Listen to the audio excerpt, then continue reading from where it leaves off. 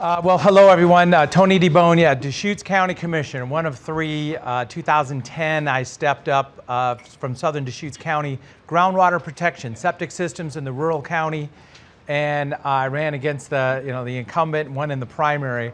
I didn't even know what I was getting in for. I just had enough of an attitude and the one topic that got me started, and I won the primary.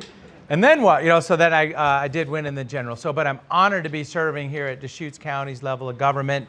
Remember, the Board of Commissioners, the three of us, we're kind of the policy and budget front end of the county. We have the budget authority, the district attorney, the sheriff, the assessor, the treasurer, the clerk, the justice of the peace are countywide elected officials also, and we're the board for the county. So we've got that budget and policy front end.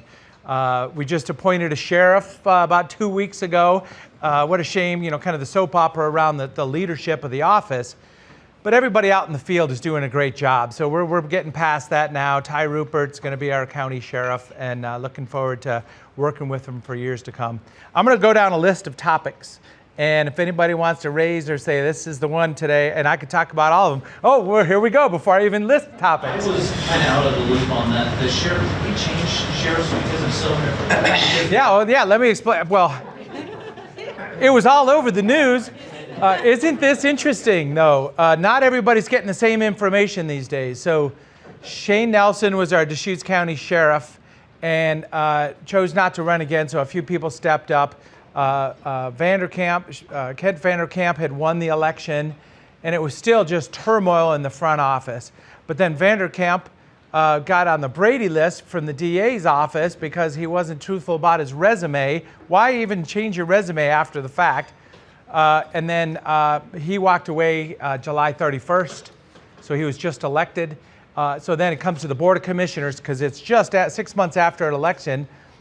Last fall's election, January 1st, was the seating of that position. So the Board of Commissioners selected from 5 applicants to select a new sheriff to finish this to midterm. So now that this happened, somebody's got to run for office next year again already, too. So yeah, it's kind of a soap opera, yeah. But does that answer your question there? It's kind of a bigger picture on that. So as I say, I'm going to just mention a bunch of stuff. So Core 3, Public Safety, Ready Response and Resilience Center, just north of the airport. Deschutes County Fairgrounds Master Plan. Solid waste siting. We're trying to find a new landfill in Deschutes County. Thornburg Appeals, and that's already been mentioned. Homeless, unsanctioned camping, big topic of our world. Fire maps is what we talked about at our board meeting today. Remember, the legislature basically backed off some fire maps. We had to change some code to align with it. Going to 5 county commissioners from 3. Next May, that's happening. The east side of Redmond is being master planned, or just a high-level vision about what could happen from the edge of the town to the BLM land on the east, the whole east side, and that's county land. A big airport project is happening right now, so we're going to go from walking up the ramps into the plane to the big jetways, which the people sucker ramps there. And then we were just talking power. So Newberry geothermal is happening. So there's people drilling right now 10,000 feet into the rock to see if the geothermal could work on the side of Newberry. So that's just a smattering of topics. Is anything you want to start with? Redistricting? Oh yeah, so that's going to 5 commissioners concept. So petition was put out to go to nonpartisan seats for the Board of Commissioners couple years ago now, and then following that was a petition voted on by the people to go to 5 seats. So those were 2 different times those were on the ballot. Obviously the voters are like, oh yeah, nonpartisan seats, that makes sense. I don't want it so partisan. Yeah, I mean, you look at some of the councils, I'm referring to city council, that say they're nonpartisan. It's the most partisan thing you ever saw, so whatever. And then going from 3 to 5.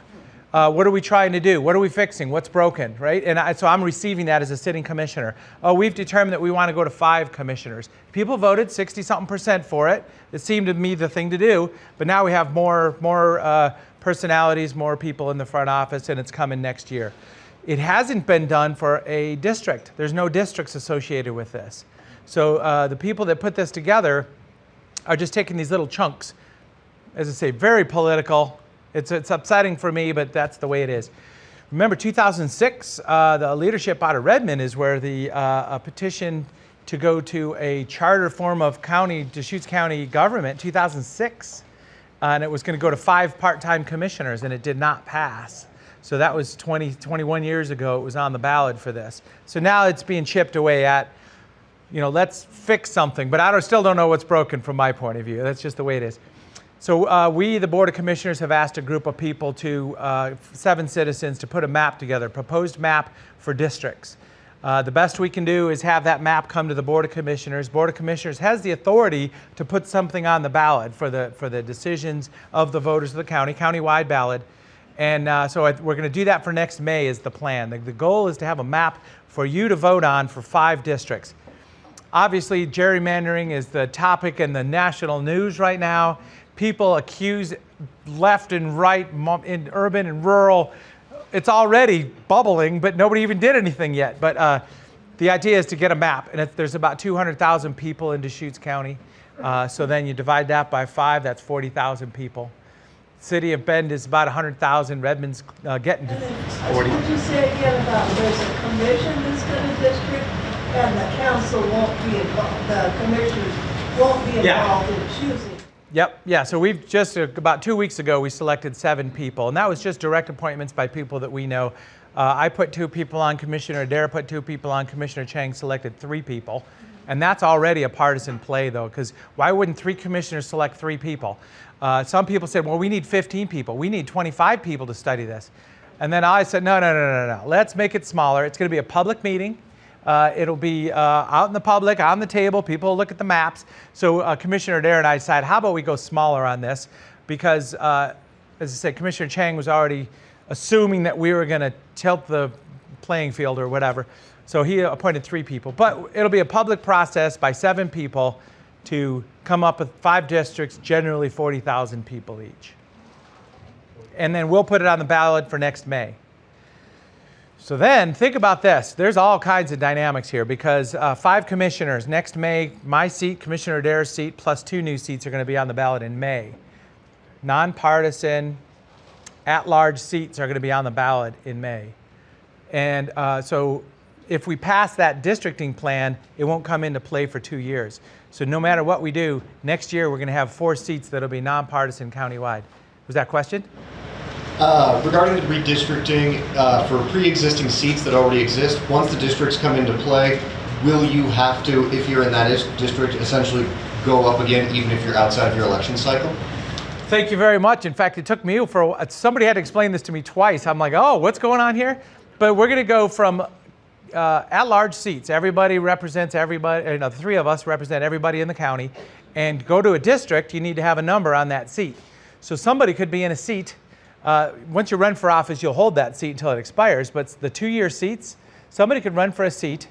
And if the voters pass a districting plan, all of a sudden they may or may not qualify for that same seat. So this is going to be really interesting in the next 2 years. If that happens, somebody won't be able to even run for the seat they're in, possibly. And that could happen to me or anybody. So we're going to have 4 names on the ballot in next May and next November. And a seat could be won outright if you get 50% of the vote or more in the primary. So that's why next May is going to be the I don't know if collision course or just the apex of this whole thing, because it'll go downhill from there. So next May is going to be the most important election. 4 names will be on the ballot. And then 2 years later, 2 of those seats will have to run again, plus Commissioner Chang's seats. So there'll be 3 names in the ballot. And then 2 years later, the 2 seats that me and Commissioner Adair are in will be on the ballot. And then it'll go back to 3 again. But we're going to go to 4, 3, and 2. So it's interesting. It's going to be a 10-year evolution of what's going to happen in Deschutes County. So then what are the partisan issues? Development pressure, water. Thornburg was mentioned. Water. Do we believe that we're out of water? We have to stop development because of water? That's fine. That's a logical conclusion. But if you stop development hard, and this was explained to me too in the 70s, as I say, I wasn't paying attention, but in the early 70s, Napa, California did this.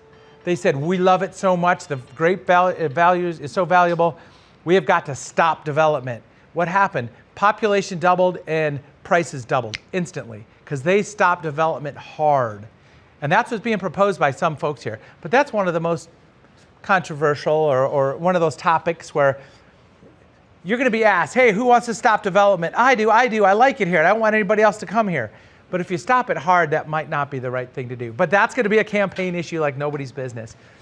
You know, the water for Thornburg, I'll take a step into that a little bit.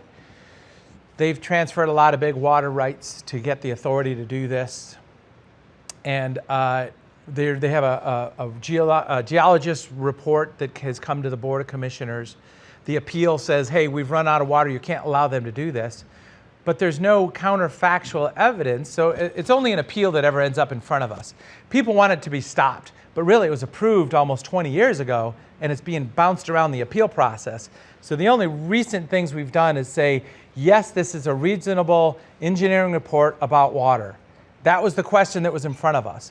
And it gets spun in the media like, you love developments, you just want the tax money. It's like, all we were asked is this a reasonable engineering report, yes or no?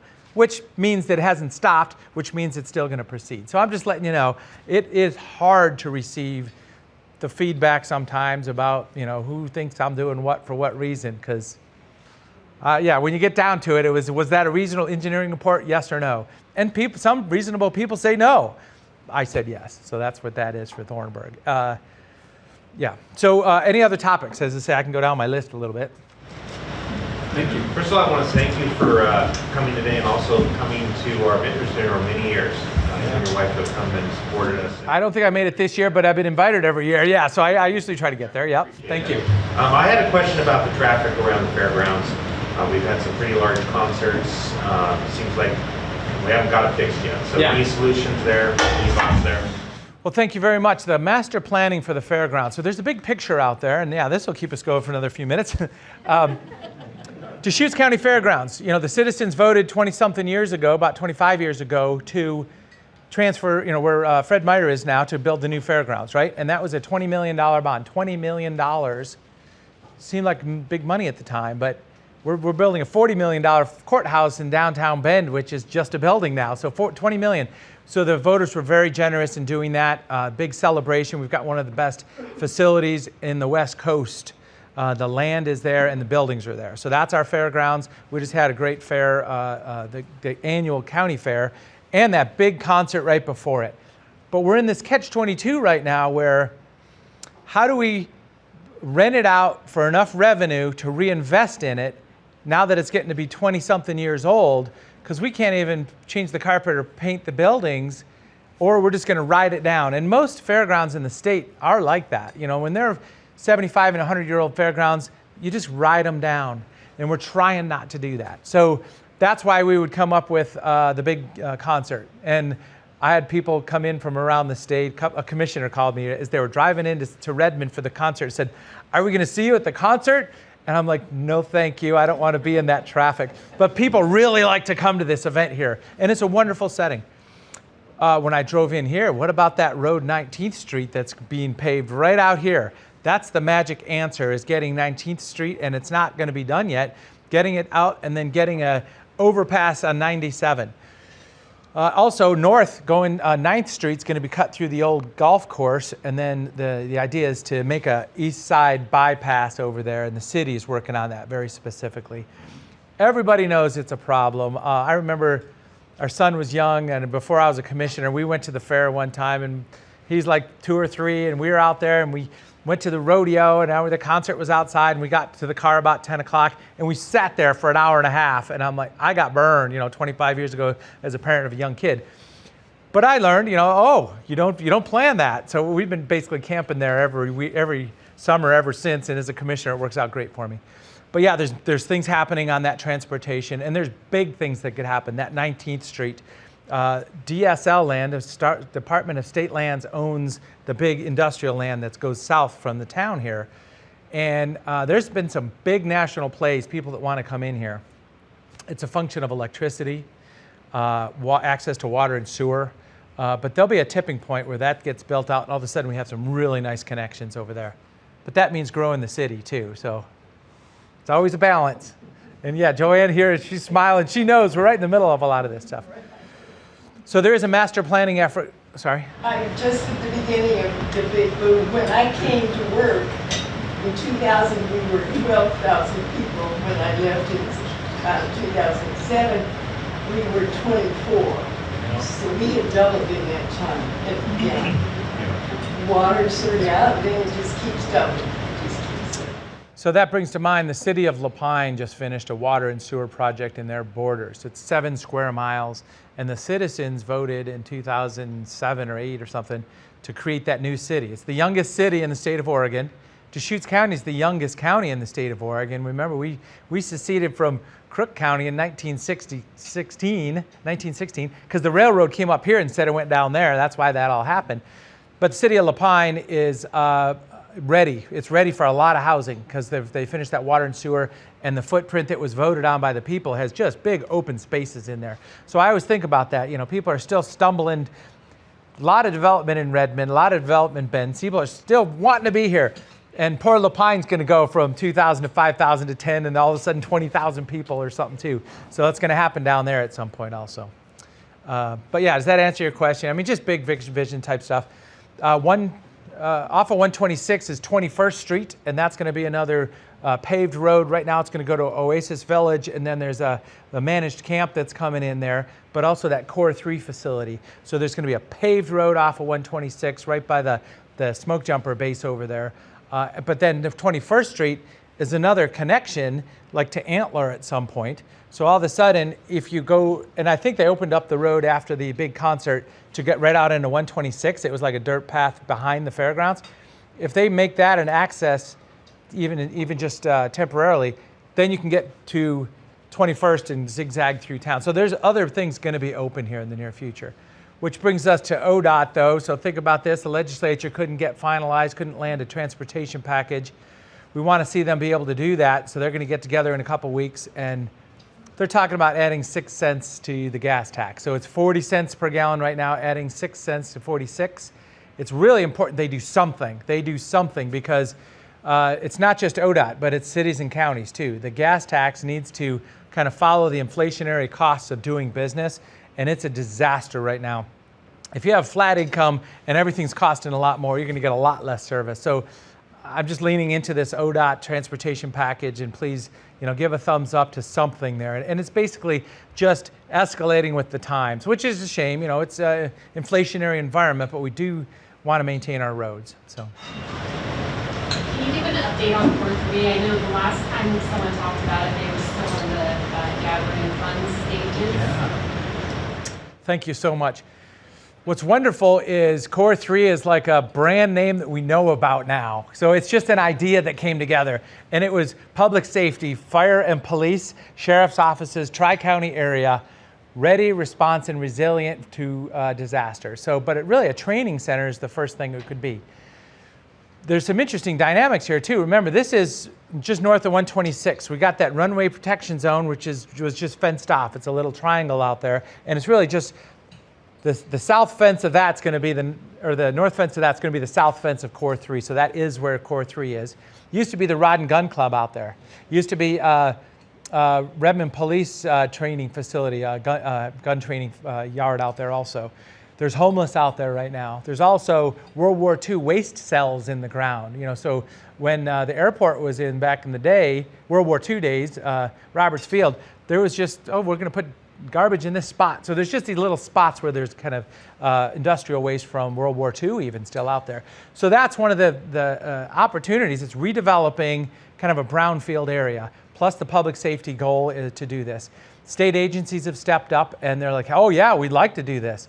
We've had other agencies from around the state say if there was a skills pad, which is just a paved asphalt area, square, they could practice, maybe driving a large, so whoever gets to drive a big full fire truck full of water, and other than on the road, just bring out that there, and Tom's right here in the room.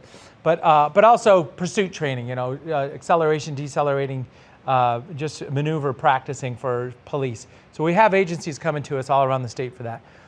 State legislature leaned into this. They really liked the idea. Everybody was thumbs up. Everybody nods yes. We asked for $15 million. The Core 3 committee asked for $15 million a year, and they committed to $10 million, which is wonderful. We have a design and engineering group working on what would phase 1 look like. Another interesting dynamic here is we already broke it into phases, phase 1, 2, and 3. The Front Range in Denver multiple counties have facilities like this, but it's because they don't have a statewide DPSST that does public safety training. Each agency has to do their own training. So we were able to go contact these facilities and learn about what they do and how they're used, how they're scheduled, and it's very much like what we'd like to do.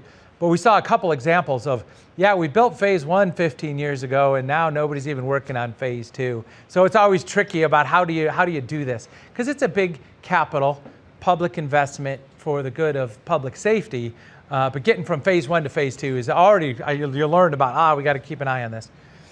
The goal is to have a front gate, have it fenced off, have that 21st Street entrance, have a skills pad, some type of covered area or a building. We're not sure how much we're going to be able to build in phase 1, and the remediation of solid waste and rod and gun club, because for the lead from the old history of that, all you need to do is cap it, just cover it. So it's not a real dangerous situation other than you want to control it over the long term. So any paving we can do will just be optimal over the old rod and gun club range out there. So that's kind of the current status right now. Obviously, we'll go back to the legislature and say, hey, is there any more? So we'll work what that looks like. But we've also put about $1 million cash together with our tri-county agencies. Every year, by the number of sworn personnel or FTE, we're asking the agencies that are at the table to just write a check so we can have some cash flowing through this organization. And that's pre-services. As soon as we get just a simple square put down with a fence-controlled area, we can have training there. DPSST is our public safety training services statewide. They've already come to us and said, oh yeah, we'd love to do something there because then we can bring in the agencies from Eastern Oregon and they don't have to drive all the way down to Salem. So it looks like there's huge support, a lot of good logic for that. But just like I said, the fairgrounds was $20 million. We already put almost $20 million together, but that's just a drop in the bucket to get water, sewer, power, fence, front gate, and then we still have a bunch of dirt, and then we can build, so that's going to be $20 million. It's not going to be a done project yet. But it's thumbs up from everybody on that. Maybe a word about the landfill siting. So we walked down a path. I thought we were holding hands with Hooker Creek, and man, did we run into a wall. So we selected a site, right? A advisory committee of citizens, very professional. We hired a consulting company, put a spreadsheet together. What's the positives and negatives? Is there water available? What about the land use, environmental issues, access, getting the road there, getting the power to it? And Hooker Creek, they invited us out there to go look at that property and everything. And all of a sudden, we get to negotiate, and they said, well, just write us a check for $15.5 million, and then we'll proceed. We're like, oh, we need to do an appraisal. And it's public lands, public money. How about an appraisal? They're like, no, we'd already set the price. Just write us a check. We're good. And we're like, well, so there was just a big disconnect. It was just odd how it ended up happening. But good for them. I mean, they're private property owners. There's land use associated with that. It is an aggregate site where they can, blast and crush rock. So we had to walk away from that one. Just yesterday, COID had a parcel that they were offering basically off on Dodds Road, if anybody followed that. And they had a board meeting and said, no, let's not do that. But there was a parcel that we would have had, it wouldn't have been optimal, but we could have dug down into the ground because it's just kind of an open area. And having covered dirt and everything, it would have been kind of complicated, but that's off the table now. That was as of yesterday. And now across the Highway 20 is Knife River, ODOT. Deschutes County already has a parcel, and that may be an opportunity. So you're kind of leaving Bend, Highway 20. Instead of going left to Hooker Creek, we maybe go right to the Knife River property. I think that may be what's going to come out. The advisory committee is still doing their due diligence on that, and it's expected in the next few months. So that's the day, when the advisory committee says this is the next highest priority opportunity. Then it'll get quiet though, because it'll be lawyer to lawyer talking about, how do we get an appraisal? What's the legal agreement that we're going to execute on this? And that's what happened last time. It went quiet for a while and then it just stopped. But I think we're going to get there. And it's important because the cost of solid waste disposal, if we can get that local site, and it hasn't happened in Oregon in a generation, if we can get that site, the trucks are only going 15 or 20 miles. We've got control of the back end of this thing. We can say next year and the year after and 5 years from now, the cost of doing business is going to be this. Because if we sign up for a regional landfill, and God bless the free market system, but if we sign up for a regional landfill owned by a corporation, they're going to give us a great deal for about 10 years, and then we'll be at their mercy, right? So that's what we're trying to do here. Have control over the next 100 years or whatever, just the big long term here. Recycling efforts are coming online by law right now, recycling modernization. So when we have this new site, we'll have material separation, processing, we'll invest in it. But we're going to be able to kind of hold that line on the escalation of costs. It'll be very cost effective. We haven't hit $100 a ton tipping fee, which is exciting because most places have. So we're still below that number. That's the big picture. And I feel the pressure of time now, but okay. Could you just take a few minutes and talk about homelessness and how that's going to impact this end of the county? So as you were talking about volunteering at the food kitchen and coming up with money here, we have got to get serious about this. And my point is, it's on our table, right? Deschutes County Commissioners make decision about long-term unsanctioned camping. East side of Redmond has been run over for 6, 8, 10 years now. It's what a shame. But this is a controversial statement. I haven't made this in public before, but are we working against ourselves? We are donating to a nonprofit that's giving people food, which is helping people on the east side. We want to help somebody that wants help, but we're empowering some people that probably shouldn't be out there too. So we have got to take a step back as a community and say, how are we going to get serious about this? And I think we're on the downside. I don't think it's getting worse now. I think it's going to be on the downside. But it's a shame when I'm talking to a nonprofit service provider that gets mad at me because I'm trying to get serious about homeless and they want money from me. It's like, well, how am I supposed to deal with this situation? So I would ask that we get serious about supporting the people that need help. They're raising their hand, asking for help, asking for some very troubled people that need their mental health addiction services to step up or do it against their will. And then set the cultural expectation that we can't have this anymore. As I say, I think we're going in the downhill side of this, and that's going to be the future. But it has been such a challenge, right? We legalized marijuana and psilocybin and decriminalized drugs, and then COVID happened. So there's just extenuating circumstances. And then public lands around us. It's always been wonderful to have public lands. All of a sudden, they're like, I'm just going to sit right here, and somebody's going to bring me a sandwich someday. And it happens. And we've got to work on that. So even before COVID, many years ago, the state's budgets for the mental hospitals. Yeah. Oh yeah, no, and there's no easy answers here. So that's deinstitutionalization in the 60s, JFK say, well, we're not going to have the one flew over the cuckoo's nest. We're not going to let this happen in our society, right? And that was the right moment. But I think it's gone too far.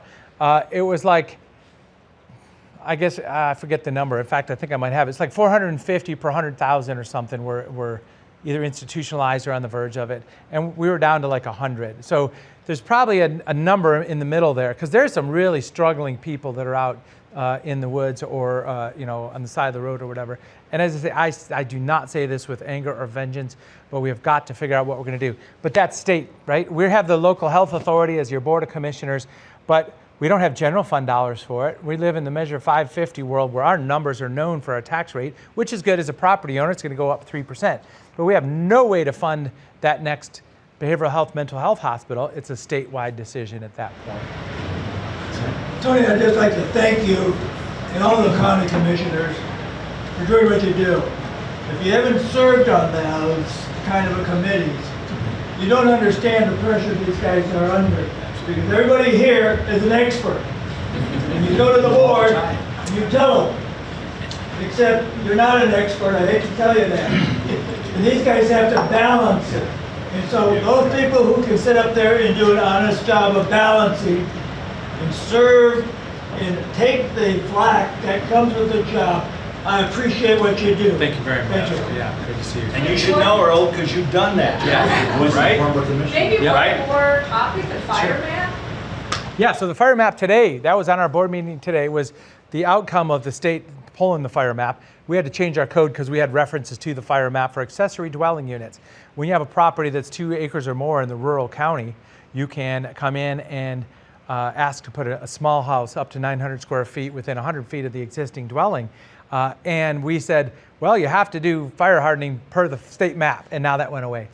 So the state map became a real push and pull situation. And think about this, I got calls on that Why does my neighbor have a property that's different than mine? You know, theirs is higher, mine's lower, theirs is lower, mine's higher. Nobody could answer those questions, and that was really the problem. We have done mapping exercises in Deschutes County. I say that we live in a high danger, fire-prone county. The whole county is like that. So yeah, let's figure out what we're going to do. But that fire map just hurt people's heads, and they wanted to appeal it to high heaven. Don't you tell me what my rating is. And it was, people are spending way too much time for that. Commissioner Chang sat next to me and said, this is government, this is good, you shall comply. And that's a political view that I don't follow that specifically. Private property rights, best practices. We do Project Wildfire. If you have questions, come to Project Wildfire, ask about it. Just cleaning the needles out of your gutters, cutting down a tree close to your house, making sure the bushes aren't up under the windows. You can survive a wildfire. But yeah, any other questions on that? Yeah, so that's my thought. All right, thank you, Tony. Thank you so much. Have a great day. Oh, thank you. Thank you so much. Yeah. Someone's gonna want to take a picture here. Oh, okay. Stay where you are, though. We've got 50-50 to do, real quick. Would you mind drawing and take down? Uh-oh. Okay. Read the last three. Here you go, someone. Oh, here it is. 376. 376. 376. Big winner. Hey, Chris. All right. All right. Thanks to Tony. Okay. Oh, yeah, here we go. Yes. Thank you. All right. Thanks, everybody, for coming today and talking about Don. Yeah, that was nice. Appreciate it. You really just inspired me to go home and call my granddaughter. He told me